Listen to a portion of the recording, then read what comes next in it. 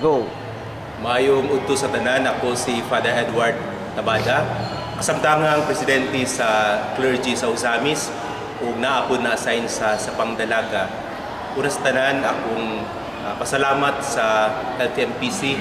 Bisan og wa pa LTMPC sa parokya nako sa Pangdalaga, pero daghan akong mga lumilik sa simbahan nga nahimo sa serbisyo sa LTMPC ug ang akong gikalipay kaayo nga niay usa ka kooperatiba nga nagtan-aw gayud sa tinuod nga pag-alagad dili lamang sa material nga panginahanglan sa katawhan kundi sa akong nakitaan ug sa ako ang nasinati kinatibuk-an gyud nga kaayuhan sa mga tao.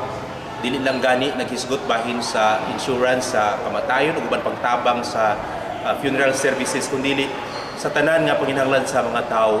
Nalipay pud kaayo ko sa akong obserbasyon sa lain-lain nga mga parokya nga buhi kaayo ang kanang tabang sa LTMPC bisan gani kanang moagi ka sa mga kadalanan naay mga nindot kay nga pahinumdum sa kinabuhi, pahinumdum unsaon pagpuyo ang kinabuhi sa atong relasyon sa Ginoo sa usag-usag.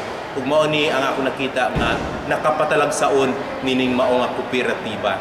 Manghinaot ko nga magapadayon kini o gawas nga mahinaot ko nga naon tay branch pod sa Pangdalaga puhon sa LTMPC nga mutandog ni dili lamang sa material nga panginahanglan sa mga tao kundi kana gyud nilang kinatibuk-an nga panginabuhi makapasuod nila sa Ginoo, makapasuod ko nila sa ilang isig ka tawo ug kanang ang maka-provoke, maka-evoke, makapukaw pod sa uban nga murag wa kayoy tingwa nga moalagad nga pwede man daita moalagad sa uban sa atong maigsuon.